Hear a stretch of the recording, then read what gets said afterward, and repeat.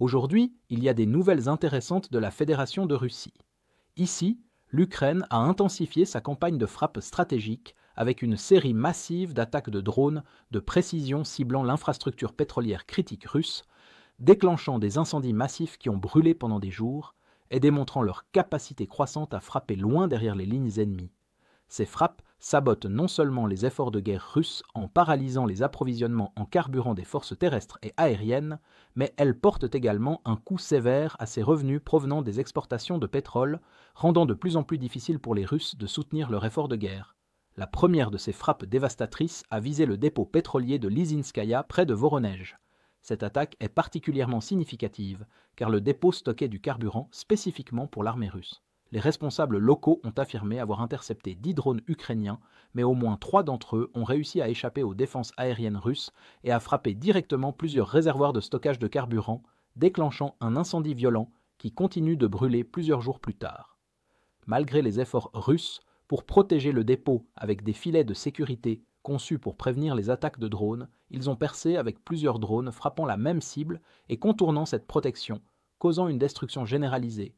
Les rapports indiquent que les services d'urgence russes ont eu du mal à contenir l'incendie en raison d'un manque de bouches d'incendie près du site, amplifiant encore les dégâts tout en tentant d'utiliser des camions-citernes pour éteindre les flammes.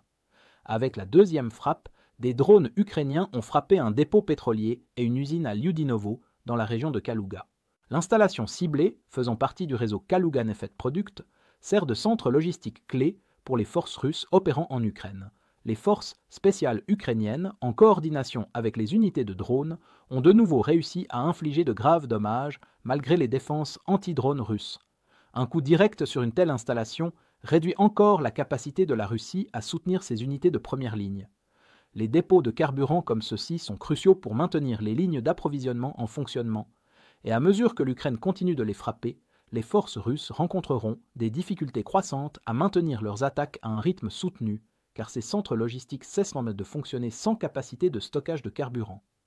La troisième frappe de grande envergure a eu lieu dans la région de Tula, où un grand dépôt pétrolier abritant 58 réservoirs de carburant a été touché.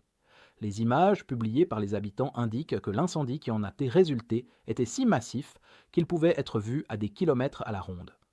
L'ampleur de la destruction suggère une frappe de précision sur des installations de stockage clés, vidant encore plus les réserves de la Russie. La perte de ces points d'approvisionnement vitaux signifie que les unités mécanisées russes feront face à de graves pénuries de carburant, impactant directement leur capacité à mener des offensives à grande échelle. Alors que l'Ukraine s'efforce de dégrader l'épine dorsale logistique de la Russie, des attaques comme celle-ci réduisent considérablement le rythme opérationnel des Russes. Au-delà des dépôts de carburant, les forces ukrainiennes ont également réussi à détruire un système radar multifonctionnel Nebo SVU dans la région de Kherson. Ce radar avancé, opéré par la 49e armée russe, était conçu pour détecter et suivre les menaces aériennes à longue distance. Les drones ukrainiens ont exécuté une attaque précise, rendant le système complètement inopérable, comme le montrent les images publiées après l'attaque. Cette frappe est particulièrement significative, car seulement 10 radars Nebo SVU ont jamais été produits et plusieurs ont déjà été détruits lors d'opérations ukrainiennes précédentes. Avec chaque radar perdu, la capacité de la Russie à détecter et intercepter les menaces aériennes s'affaiblit, permettant à l'Ukraine de mener des frappes profondes encore plus dévastatrices avec un ciel dégagé et un risque réduit d'interception. Dans l'ensemble, la dernière vague de frappe de l'Ukraine souligne l'efficacité croissante de ses capacités de frappe en profondeur. En ciblant systématiquement l'infrastructure pétrolière et les systèmes de défense aérienne de la Russie, l'Ukraine atteint plusieurs objectifs stratégiques, à savoir dégrader les opérations militaires russes en raison des pénuries de carburant, affaiblir les sources de revenus de la Russie alors que les exportations de pétrole sont une source cruciale de financement militaire, et dégager le ciel pour de futures frappes tout en détruisant des systèmes radars irremplaçables. À mesure que ces frappes se poursuivent, la Russie fait face à un défi de plus en plus difficile pour maintenir à la fois ses assauts de première ligne et sa capacité à financer l'invasion en cours, avec les revenus mensuels des exportations de combustibles fossiles de la Russie chutant chaque mois, atteignant un point bas en novembre dernier avec une baisse de 21% par rapport à novembre 2023.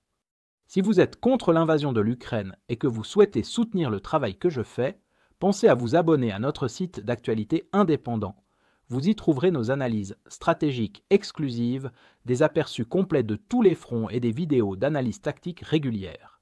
En vous abonnant, vous montrerez non seulement votre soutien à cette chaîne, mais vous aiderez également à défendre le journalisme indépendant. Le lien vers notre site est dans la description. Merci d'avoir regardé ce reportage et je remercie tous ceux qui ont décidé de nous rejoindre.